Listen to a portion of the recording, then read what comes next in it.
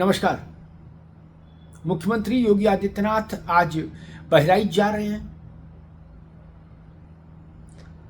बहराइच की हिंसा में जो एक नौजवान रामगोपाल मारा गया था, जिसकी हत्या हुई थी, उसके परिवार से मिलेंगे योगी जी, संवेदना व्यक्त करेंगे।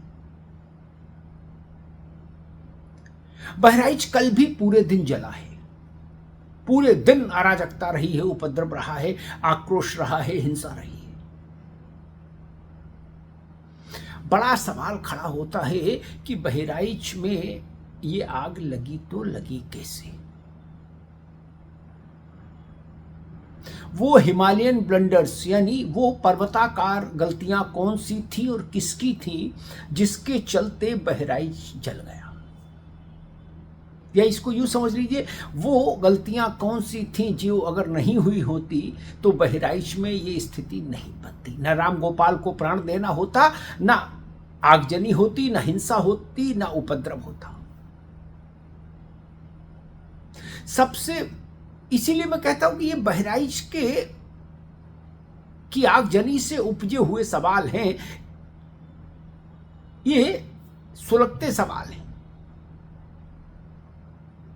और इन सुलगते सवालों का धुआं हर उस आंख में जाना चाहिए जो इस हादसे के लिए, इस दुर्घटना के लिए कहीं ना कहीं जिम्मेदार है। सबसे पहला प्रश्न ये खड़ा होता है कि स्थानीय प्रशासन और स्थानीय अभिसूचना इकाई यानी LIU ये बहराइच में क्या कर रहा था? प्रतिमा विसर्जन की शोभा यात्रा निकलेगी का जुलूस निकलेगा, उसका रूट तय होगा। उस रूट पर कहां हिंसा हो सकती है, कहां अराजकता हो सकती है, कहां शोभा यात्रा पर हमला हो सकता है, इसकी सूचना LIU के पास रहनी चाहिए थी और LIU को यह सूचना शासन को देनी चाहिए थी, प्रशासन को देनी चाहिए थी। उसका क्या हुआ? दूसरा प्रश्न, जब पत्थरबाजी हो गई प्रतिमा विसर्जन के जुलूस पर, उसके बाद उससे जुड़े कार्यकर्ता भागकर पुलिस के पास आए। जो भी स्थानीय दरोगा, सिपाही, इंस्पेक्टर वहां मौजूद रहे होंगे और उन्होंने कहा ऐसा हो रहा है, आप चलिए दखल दीजिए। अगर उस वक्त भी पुलिस ने जाकर निर्णायक रूप से दखल दे दी होती और थोड़ी सख्ती दिखाई होती तो पत्थरबाजी भी रुक जाती और रामगोपाल के प्राण भी बच जाते। पुलिस ने वैसा कुछ नहीं किया, ये प्रत्यक्षदर्शी कह रहे हैं। उल्टे स्थानीय पुलिस ने प्रतिमा विसर्जन में जा रहे श्रद्धालुओं पर लाठीचार्ज और कर दिया। बोले भागो भागो, जो होता है ना दोनों हाथों से लाठी भाजना, वो और कर दिया। करना ये चाहिए था कि पत्थर फेंकने वाले हाथों पर आप अंकुश लगाते, लेकिन आपने कर क्या दिया? प्रतिमा विसर्जित करने जा रहे श्रद्धालुओं पर लाठीचार्ज कर दिया। ये वहीं के स्थानीय लोग आरोप लगा रहे हैं। ये क्यों हुआ? किसके आदेश से हुआ?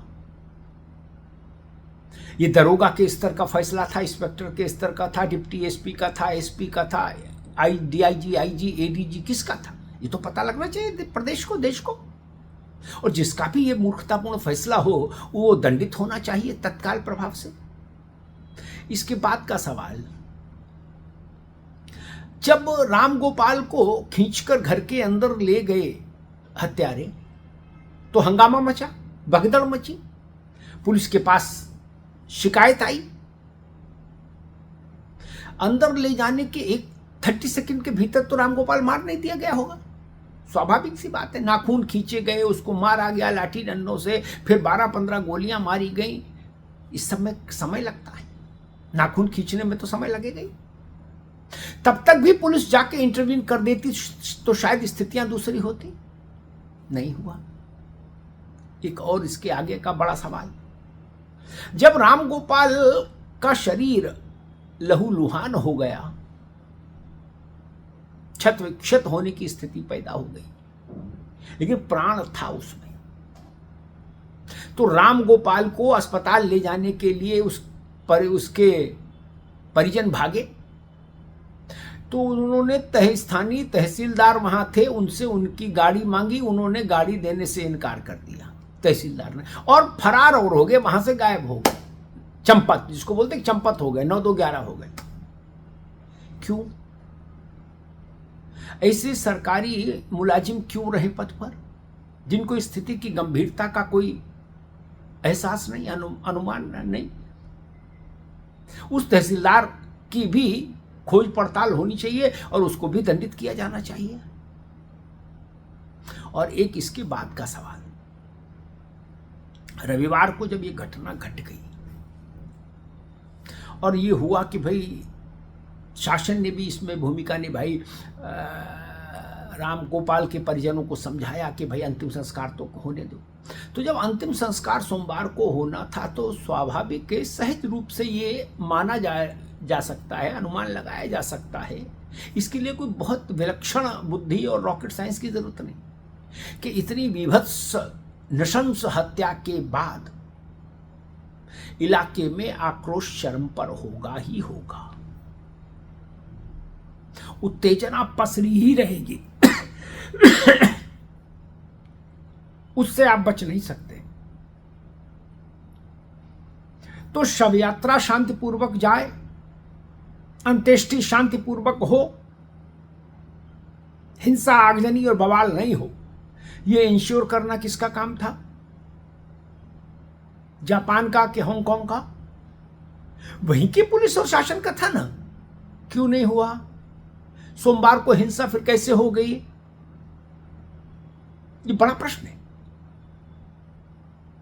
रविवार को जब दृश्य देख लिया, ताप महसूस हो गया कि स्थिति कितनी तनावपूर्ण है, फिर सोमवार को हिंसा कैसे हो गई?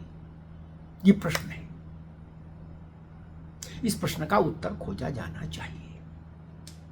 सोमवार की हिंसा ज्यादा अलार्मिंग इसलिए क्योंकि रविवार की घटना के बाद कथित तौर पर सारे शासन प्रशासन से जुड़े अधिकारी सतर्क हो गए थे, कहा जा रहा है, एक्टिव हो गए थे, एक्टिव मोड में आ गए थे, कोई कह रहा प्रोएक्टिव मोड में आ गए थे। तो जब वो सभी प्रकार के मोड में आ गए इतवार को ही, तो फिर सोमवार को हिंसा कैसे हुई और क्यों हुई? जबकि सहज रूप से ये स्वाभाविक बात थी कि इतनी नृशंस हत्या, शोभा यात्रा के साथ ये व्यवहार, इसके बाद तनाव रहेगा, उत्तेजना रहेगी, आक्रोश रहेगा। उसमें क्या परिस्थिति बन सकती, इसका अनुमान क्यों नहीं लगाया गया? और अगर आप इसका अनुमान नहीं लगा सकते तो फिर आप DM, SDM, ADM, SP, city magistrate, CO city आदि आदि क्यों रहे?